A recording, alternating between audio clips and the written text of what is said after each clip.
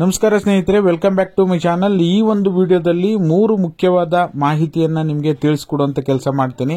ಏನಪ್ಪಾ ಅಂದ್ರೆ 17 ಮತ್ತೆ 18ನೇ ಕಂತಿನ ಬಗ್ಗೆ, ಗೃಹಲಕ್ಷ್ಮಿ 18ನೇ ಕಂತಿನ ಬಗ್ಗೆ ಮುಖ್ಯವಾದ ಮಾಹಿತಿ ಇದೆ. ಅದರ ಜೊತೆಯಲ್ಲಿ ರೇಷನ್ ಕಾರ್ಡ್ ಇದ್ದವರು ತಪ್ಪದೆ ನೀವು ಈ ಕೆಲಸವನ್ನ ಮಾಡಲೇಬೇಕು. ಇಲ್ಲ ಅಂದ್ರೆ ನಿಮ್ಮ ರೇಷನ್ ಕಾರ್ಡು ಶೀಘ್ರದಲ್ಲೇ ರದ್ದಾಗುವಂತ ಸಾಧ್ಯತೆ ಇರುತ್ತೆ. ಹಾಗಾಗಿ ತಪ್ಪದೆ ಎಲ್ಲರೂ ವಿಡಿಯೋನ ಪೂರ್ತಿಯಾಗಿ ನೋಡಿ.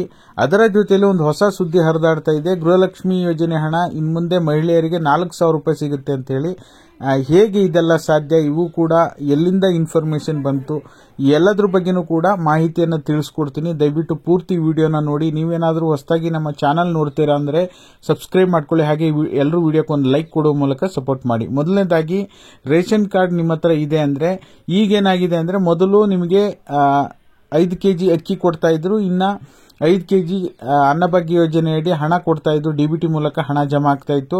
ಅದು ಕೆಲವು ತಿಂಗಳಿಂದ 2-3 ತಿಂಗಳಿಂದ ಡಿಲೇ ಆಗಿತ್ತು. ಬಟ್ ಈಗ ಹಂತ ಹಂತವಾಗಿ ನವೆಂಬರ್ ಡಿಸೆಂಬರ್ ತಿಂಗಳ ಹಣ ಕೂಡ ಅನ್ನಭಾಗ್ಯ ಹಣ ಜಮಾ ಮಾಡ್ತಾ ಇದ್ದಾರೆ.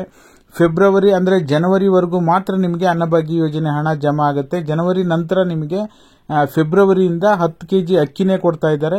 ಹಾಗಾಗಿ ನಿಮಗೆ ಅಕ್ಕಿ ಈಗ 5-6 ಜನ 7-8 ಜನ ಮನೇಲಿ ಇದ್ದಾರೆ ಅಂದ್ರೆ ನಿಮಗೆ ಹೆಚ್ಚು ಕಡಿಮೆ 1 ಕ್ವಿಂಟಾಲ್ ಹತ್ತತ್ರ ಅಕ್ಕಿ ಸಿಗ್ಬಿಡುತ್ತೆ. ಓಕೆನಾ? 5 ಜನ ಇದ್ದಾರೆ ಅಂದ್ರೆ 15-75 ಈ ತಿಂಗಳಲ್ಲಿ 15 ಕೆಜಿ ಸಿಕ್ಕಿದೆಯಲ್ಲ ಒಬ್ಬರಿಗೆ. ಹಾಗಾಗಿ 75 ಕೆಜಿ ಸಿಗುತ್ತೆ. ಇನ್ ಕೇಸ್ 10 ಕೆಜಿ ಕೊಟ್ಟರು ಸಹ 10 ಜನ ಇದ್ದಾರೆ ಅಂದ್ರೆ 1 ಕ್ವಿಂಟಾಲ್ ಅಕ್ಕಿ ಆಗುತ್ತೆ. ಬಟ್ ಜನ ಇದು 1 ಕ್ವಿಂಟಾಲ್ ಅಕ್ಕಿಯನ್ನ ಬಳಸದೆ ಈಗ ಕಾಳಸಂತೆಯಲ್ಲಿ ಮಾರಾಟ ಮಾಡ್ತಾ ಇದ್ದಾರೆ. ಇಂಥ ಕೆಲಸವನ್ನ ನೀವು ಯಾವ ಕಾರಣಕ್ಕೂ ಕೂಡ ಮಾಡಕ್ ಹೋಗ್ಬೇಡಿ. ಅಕ್ಕಿ ನಿಮಗೆ ಯಾವುದೇ ಒಂದು ತಿಂಡಿ ಅಥವಾ ಊಟ ಏನೇ ಪದಾರ್ಥಗಳಿಗೆ ಮಾಡಲಿಕ್ಕೆ ಯೂಸ್ ಮಾಡ್ಕೊಳ್ಳಿ. ಅಕ್ಕಿ ಮಾರಾಟ ಮಾಡಿದ್ರೆ ಅಂತ ರೇಷನ್ ಕಾರ್ಡ್ಗಳನ್ನ ರದ್ದು ಮಾಡ್ತಾರೆ.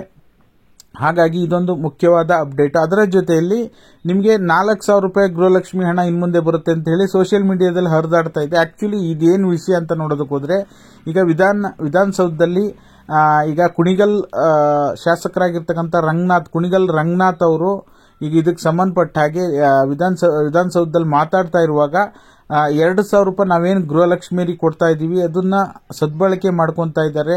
ಮಧ್ಯಮ ವರ್ಗದವರು, ಬಡವರಿಗೆ ಬಹಳಷ್ಟು ಅನುಕೂಲ ಆಗ್ತಾ ಇದೆ. ಮುಂದಿನ ನಾವು ಚುನಾವಣೆಯಲ್ಲಿ 2028ರಲ್ಲಿ ಮತ್ತೆ ನಮ್ಮ ಕಾಂಗ್ರೆಸ್ ಪಕ್ಷ ಅಧಿಕಾರಕ್ಕೆ ಬಂದ್ರೆ ಗೃಹಲಕ್ಷ್ಮಿ ಹಣವನ್ನ ನಾವು 2,000 ಇರೋದನ್ನ 4,000 ಕೂಡ ಮಾಡ್ತೀವಿ ಅಂತ ಹೇಳಿ ಮಾಹಿತಿಯನ್ನ ಕೊಟ್ಟಿದ್ದಾರೆ. ಇದು ಸ್ವತಃ ಕಾಂಗ್ರೆಸ್ ಪಕ್ಷದ ಶಾಸಕರಾಗಿರ್ತಕ್ಕಂಥ ಕುಣಿಗಲ್ ರಂಗನಾಥ್ ಅವರು ಮಾಹಿತಿಯನ್ನ ಕೊಟ್ಟಿರ್ತಕ್ಕಂಥದ್ದು.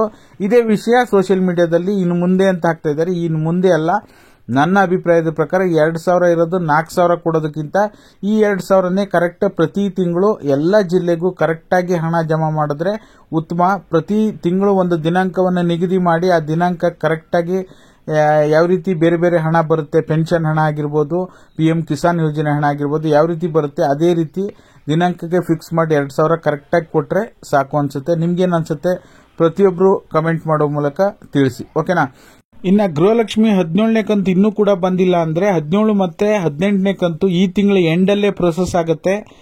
ಯಾಕೆಂದ್ರೆ ಮಾರ್ಚ್ ಎಂಡ್ ಇರೋದ್ರಿಂದ ಈ ತಿಂಗಳ ಎಂಡಲ್ಲೇ ನಿಮಗೆ ಜಮಾ ಮಾಡ್ತಾರೆ. ಯಾರ್ಯಾರು ಕೊಡಗು ಜಿಲ್ಲೆ, ಮೈಸೂರು, ಮಂಡ್ಯ, ಹಾಸನ ಏನು ಜಿಲ್ಲೆಗಳಿಗೆ ಹಣ ಇನ್ನೂ ಜಮಾ ಆಗಿಲ್ಲ, ಈ ತಿಂಗಳು ಎಂಡ್ ವರೆಗೂ ವೇಟ್ ಮಾಡಿ. ಮಾರ್ಚ್ ಎಂಡ್ ಅಲ್ಲಿ 17 ಮತ್ತೆ 18ನೇ ಕಂತಿನ ಹಣ ಬಿಡುಗಡೆ ಆಗುತ್ತೆ. ಓಕೆನಾ? ವಿಡಿಯೋ ನೋಡಿದ್ದಕ್ಕಾಗಿ ಧನ್ಯವಾದಗಳು.